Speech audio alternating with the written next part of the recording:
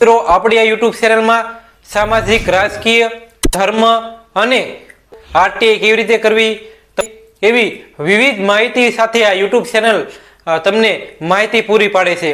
અને આ યુટ્યુબ ચેનલની અંદર ફાલતુ વિડીયો હોતા નથી, જે નોલેજ મળે તેવા જ વિડીયો છે. એટલા માટે ચેનલને સબસ્ક્રાઇબ કરો. તો આજનો આપણો વિષય એ છે કે આરટીઆઈ અગાઉના વિડીયોમાં આપણે બતાવ્યું કે આરટીઆઈ કઈ રીતે કરવી, અને આ વિડીયોમાં આપણે બતાવવાના છે કે આરટીઆઈ ની પ્રથમ અપીલ ક્યારે કરવી. તો મારી પાસે 8 મુદ્દા એવા છે તે જ્યારે તમે પ્રથમ અપીલ કરી શકો છો. તો મુદ્દાની શરૂઆત કરે, અરજદારને માહિતી અરજીનો અસ્વીકાર કરવામાં આવે. જ્યારે તમે અરજી દેવા ગયા હોય અને તમારો અસ્વીકાર કરવામાં કે અમે નહીં લઈ શકવી, ત્યારે તમે પ્રથમ અપીલ કરી શકો છો. બીજી અપીલ, અરજદારને માહિતી આપવાનો ઇનકાર કરવામાં આવે. એટલે કે તમે આરટીઆઈ લઈને ગયા હોય રૂબરૂ, તમારો એમ કે અમે તમારે આરટીઆઈ નહીં લઈ શકવી, અમુક તમને બહાના બતાવ્યો, ત્યારે તમે પ્રથમ અપીલ કરી શકો છો. ત્રીજો મુદ્દો, અરજદારને ખોટી, અધૂરી કે ગેરમાર્ગે દોરે તેવી માહિતી આપવામાં આવે. કે તમે આરટીઆઈ કરી હોય તો તમને ગેરમાર્ગે દોરી જાય, અમુક એવા બીજી વાતમાં તમે ઘૂસવાવી દે, એવું હોય ત્યારે તમે પ્રથમ અપીલ કરી શકો છો. ચોથો મુદ્દો, અરજદારને જેવી તેવી માહિતી આપી દેવામાં આવે. એટલે કે તમે આરટીઆઈ કરી હોય તો તમને બહુ સંપૂર્ણ માહિતી ન આપે, આમ ઉપરછલ્લી માહિતી આપી દે નાની મોટી, એટલે તમને લાગે મારે જવાબ તો આવી ગયા હોય, ત્યારે તમે પ્રથમ અપીલ કરી શકો છો. પાંચમો મુદ્દો, અરજદારને માહિતી માંગી એ પછી એ માહિતીનો નાશ કરવો, ત્યારે તમે પ્રથમ અપીલ કરી શકો છો. છઠ્ઠો મુદ્દો, અરજદારને માહિતી પૂરી પાડવામાં કોઈ પણ અધિકારી કે કર્મચારીએ અડચણરૂપ ઊભી કરે, આવું કોઈ પણ કે અમુક કર્મચારી કે અધિકારી તમને લોભ અને લાલચ આપે, અમુક વસ્તુમાં તમને બીવરાવે, ધમકાવે, ત્યારે તમે પ્રથમ અપીલ કરી શકો છો. સાતમો મુદ્દો, અરજદારને માહિતી પૂરી પાડવામાં પેટે રૂપે માનવામાં આવતી ફી ગેરવ્યાજબી લાગે. એટલે કે જે પણ આરટીઆઈ કરો એની ફી હોય એ તમને વ્યાજબી ન લાગે, ત્યારે તમે પ્રથમ અપીલ કરી શકો છો. આઠમો મુદ્દો, આ અધિનિયમની કોઈ પણ બાબતે અરજદારને અસંતોષ થાય ત્યારે. એટલે કે તમે આરટીઆઈ કરી અને તમને અસંતોષ હોય તો તમે પ્રથમ અપીલ કરી શકો છો. તો મેં તમને જે 8 મુદ્દા આપ્યા, એ મુદ્દા ઉપર તમે પ્રથમ અપીલ કરી શકો છો. અને ગુજરાતમાં જ એવું છે જે આરટીઆઈની કોઈ ફી લેવામાં નથી આવતી. તમે મિત્રો આરટીઆઈ કરી હોય અને રૂબરૂ દેવાઈ ગયા હોય તો તેનું કોઈ પણ પ્રૂફ રાખવું, કોઈ પણ વસ્તુનું તમારી પાસે પ્રૂફ હોવું જોઈએ. તો તમે પ્રથમ અપીલ અને બીજી અપીલ જાહેર માહિતી આયોગમાં કરવાનું હોય ત્યારે એ બિડાણ જોડવાનું હોય છે, એટલે કે બધું પ્રૂફ જોડવાનું હોય છે. એટલે કે કોઈ પણ વસ્તુ તમે કરો તો તમારી પાસે પ્રૂફ હોવું જોઈએ. તો મિત્રો આવી રીતે તમે પ્રથમ અપીલ કરી શકો છો. તમને અસંતોષ થયો હોય કે તમને ગેરમાર્ગે દોરતા હોય, જેવા મેં તમને 8 મુદ્દાઓ આપ્યા હોય એમાં તમને અસંતોષ હોય, ત્યારે તમે પ્રથમ અપીલ કરી શકો છો. તો મારી પાસે તમે પ્રથમ અપીલ કઈ રીતે કરવી એનું એક આખું ડ્રાફ્ટિંગ મેં ત્યારે જ કરેલું છે કે પ્રથમ અપીલ તમે કેવી રીતે કરવી, કેવી રીતે લખવી. અમુક લોકોને આ નોલેજ હોતું નથી કે પ્રથમ અપીલ કેવી રીતે કરવી, કારણ કે મારામાં ઘણા મિત્રોનો ફોન આવતા કે તમે આરટીઆઈ વિશે અમને માહિતી આપો, કારણ કે અમને માહિતી નથી, કઈ રીતે લખવી, બીજી અપીલ ક્યારે કરવી, એ બધી માહિતી આપો.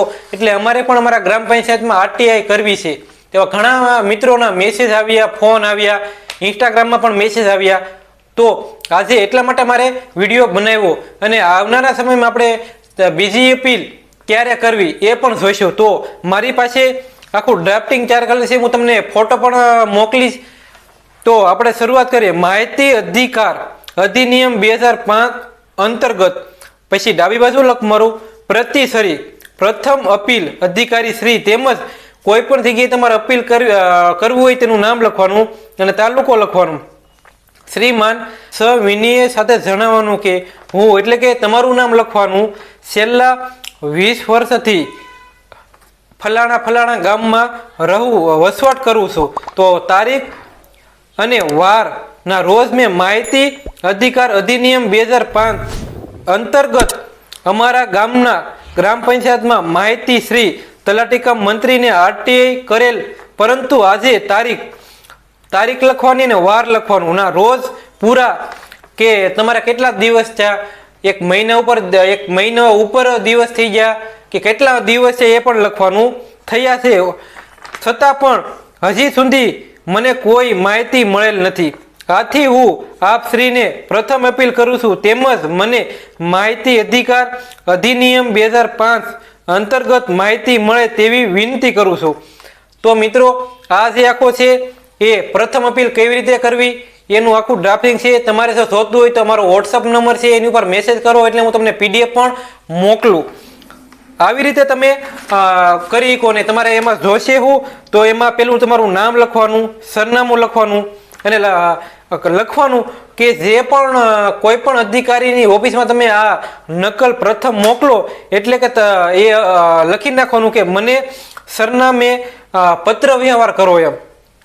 પછી બીડાન કયું જોડવાનું તો RTI સ્વપ્રમાણની નકલ, ટેમ પેપરની ફ્રી સ્વપ્રમાણની નકલ, રિસિપ્ટની અપ્રમાણિક નકલ અને જમણી બાજુ લખવાનું તારીખ તો લખવાની છે કે તમે કઈ તારીખે RTI કરી અને નીચે લખવાનું તમારી સહી. તો આ હતું આપણે કે RTI નું પ્રથમ અપીલ કેવી રીતે કરવી. તો મિત્રો આ તમને વિડીયો કેવો લાગ્યો કોમેન્ટમાં જરૂર જણાવજો, કારણ કે આપણે RTI ને લગતા તમામ પ્રકારની માહિતી આપતા રહીશું. અને મિત્રો આ વિડીયોમાં તમને સમજાણું ન્યૂ હોય, કારણ કે હું જે બોલી રહ્યો છે એ ભાષા અમુક વસ્તુ ન સમજાણી હોય કે જે હું બોલું છું એ ફાસ્ટ બોલતો હોય કે તમને નો અમુક વસ્તુ સમજાણું હોય એ કોમેન્ટમાં જરૂર જણાવજો.